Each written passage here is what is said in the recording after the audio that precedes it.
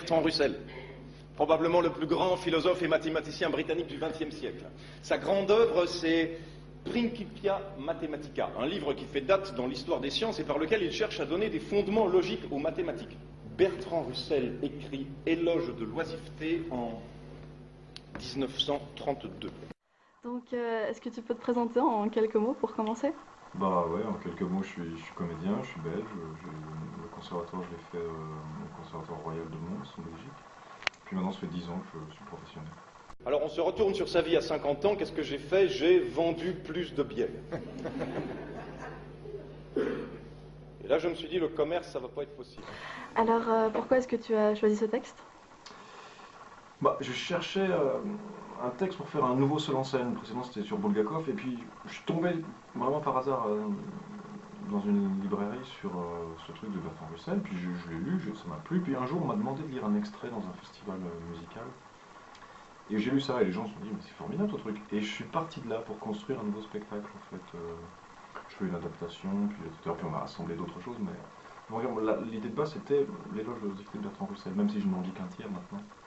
Puis je me suis rendu compte après que tout gosse, enfin adolescent plutôt, à chaque fois que je tombais sur le portrait de Bertrand Russell dans le petit Robert des Monts-Propres, je m'arrêtais, j'adorais trop sa tête en fait. Il me paraissait tellement sympathique, intelligent, même si je comprenais pas tout l'article, mais... Ouais. I mean, I was just engaged in the pursuit of knowledge. Donc, alors comment est-ce que tu as sélectionné dans le texte les parties que... Donc je dis un tiers de Éloge de l'oisiveté de Bertrand Russell, et je l'ai découpé en 4 morceaux, 3 ou 4 morceaux, et j'ai retenu ce qui moi me plaisait le plus, ce qui n'avait le moins vieilli, ce qui était le plus percutant, enfin, vraiment être... Parce que c'est assez compliqué, assez dense, enfin compliqué non, mais c'est un peu dense pour une seule audition pour le public. Donc je voulais garder vraiment ce qui faisait mouche à chaque fois, et voilà. Puis en ayant fait cette sélection, il me restait 25 à 30 minutes de spectacle, ce qui n'est pas suffisant. Et donc c'est là qu'est venue l'idée d'ajouter à l'intérieur toutes sortes d'autres choses, pour faire une heure, au moins une heure, que les gens aient pour leur argent. Voilà. Et d'abord, qu'est-ce que le travail? Il existe 2 types de travail. Le premier consiste à déplacer une certaine quantité de matière se trouvant à la surface de la terre ou dans le sol. Le second à dire à quelqu'un d'autre de le faire. Le premier type de travail est désagréable et mal payé. Le second est agréable et très bien payé.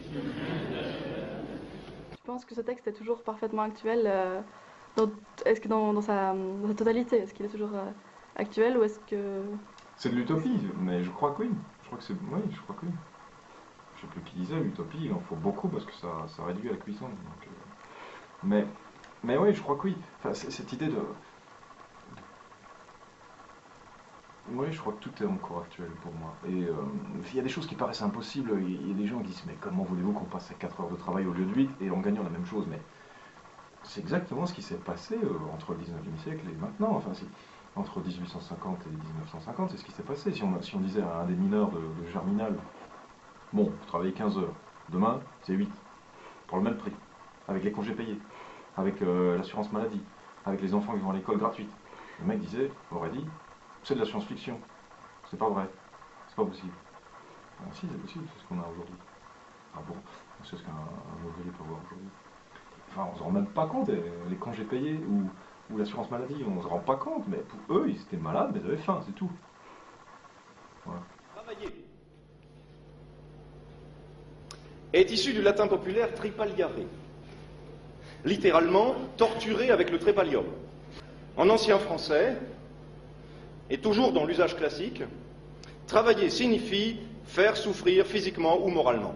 Si le salarié ordinaire travaillait 4 heures par jour, il y aurait assez de tout pour tout le monde et pas de chômage, en supposant qu'on ait recours à un minimum d'organisation rationnelle. Cette idée choque les nantis parce qu'ils sont convaincus que les pauvres ne sauraient comment utiliser autant de loisirs. Penses-tu que tu travailles à entretenir l'oisiveté des autres en étant comédien? Cette question... Bah, moi je veux pas nécessairement convaincre les gens, je veux convaincre personne, moi je veux juste dire des trucs et puis si ça fait réfléchir, c'est déjà pas mal. Et donc les gens font ce qu'ils veulent après. Et je veux pas, non, je veux convaincre rien. J'ai pas de message vraiment à faire passer, mais si éventuellement on peut réfléchir. ne fût-ce que voir que d'autres choses sont possibles. Parce qu'il y a un discours majoritaire que diffusent, que matraquent les grands médias majoritaires. Et c'est comme ça qu'il faut faire. Il faut travailler plus, gagner plus. Je ne vais pas faire de politique, mais... Et c'est comme ça, il n'y a pas d'autre solution. Mais si, il y a une autre solution. La solution, c'est de répartir autrement les richesses.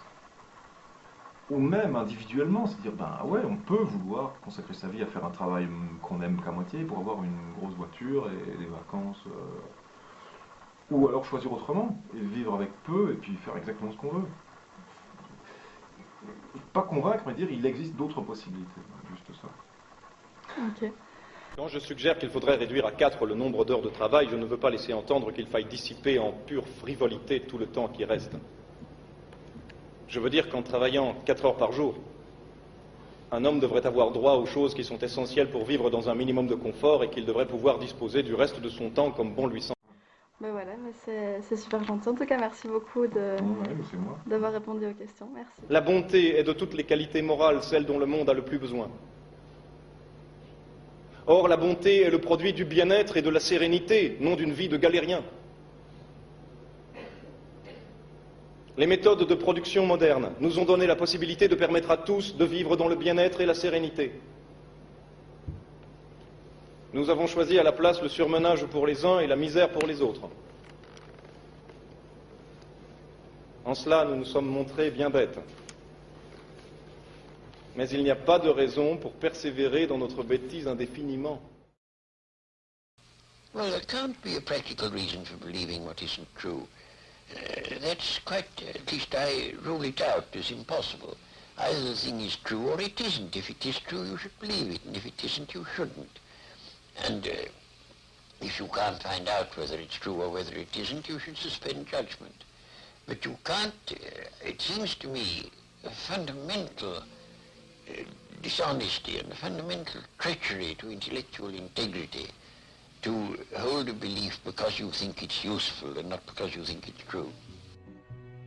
Heureux qui comme Ulysse a fait un beau voyage, heureux qui comme Ulysse a vu 100 paysages, et puis a retrouvé, après maintes traversées, le pays et vertes années.